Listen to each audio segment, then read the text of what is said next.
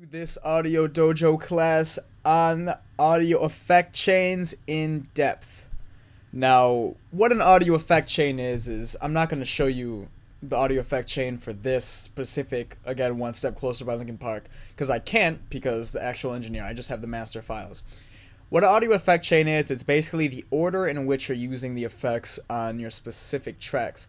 So say it could be EQ, compressor, EQ, reverb, delay, blah blah blah blah.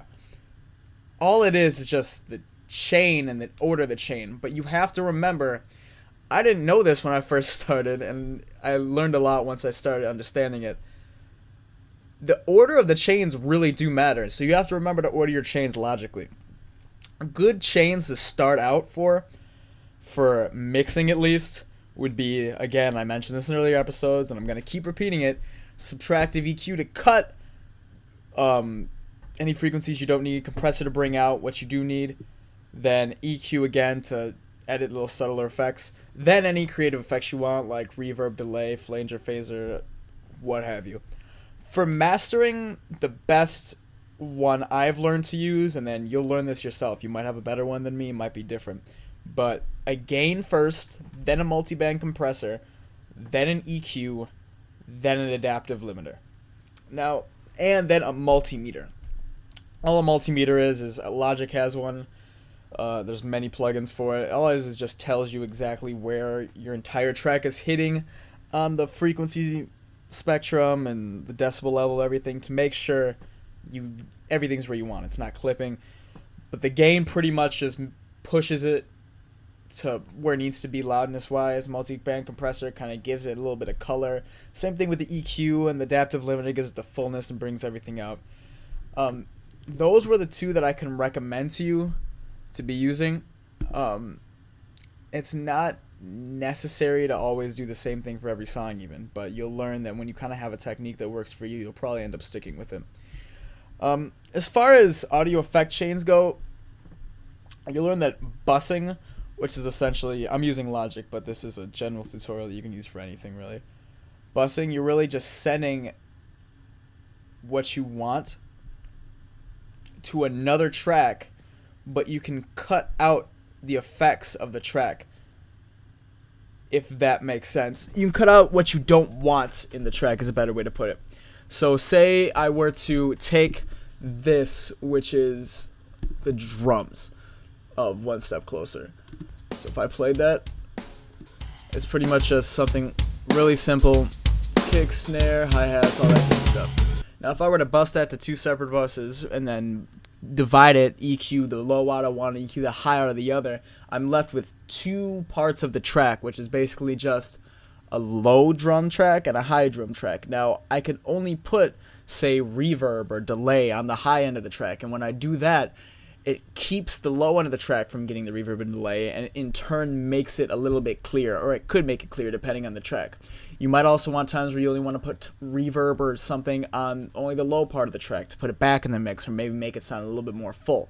You'll learn again in time. I know I'm being really general about this, but it's a really general thing. There's so many, it's such a vast thing, audio engineering, that there's so many instruments and so many ways to do it, that just by listening to this and doing the practice on your own, you'll be able to learn a lot more than me just giving you a fish and showing you exactly what's going on. So, but remember, you can do this for any of it. So the drums, the bass, the guitar, anything. You don't even have to be two buses. It could be 3, 4, 5, 50. I don't see why you would want to do that, but it's definitely something you're able to do, and you can just affect each frequency by itself. So again, remember, just cutting the low end out of reverbs and delays can make it sound clear. You could even, when you're bussing these to separate effects, you can put flangers and phasers on the top end or low end to make for some interesting effects. I know a lot of drum and bass tracks use that for their synthesized bass sounds, so that is something to keep in mind.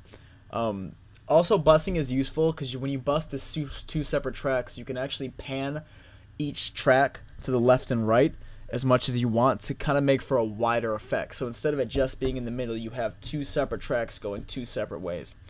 So that is something to keep in mind because you can definitely learn a lot from that.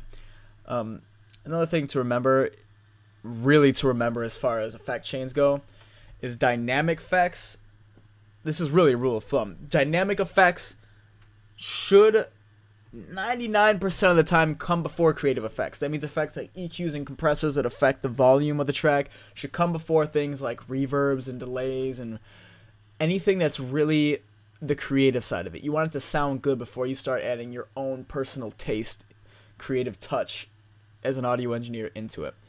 Now, if the creative effects are before the dynamic effects, they won't be affected by the dynamic effects the same way as if you were reverbing or delaying the clear processed audio file.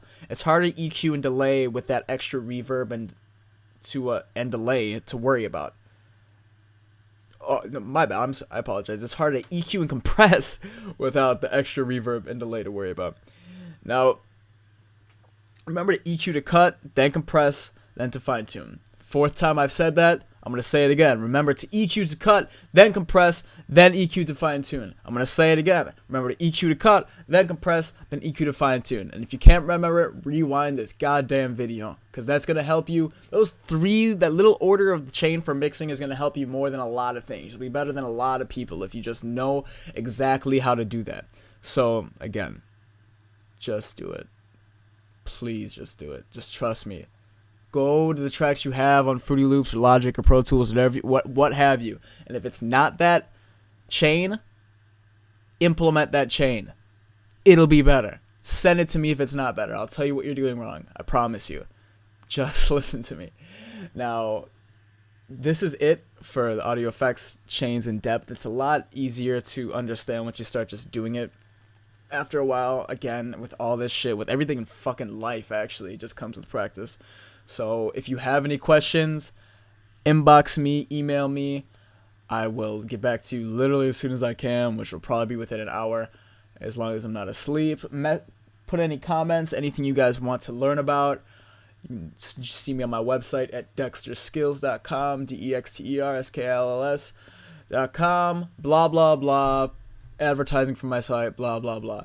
But yeah, so the next episode will be out soon. I hope you guys learned stuff and feel free to contact me. Thanks.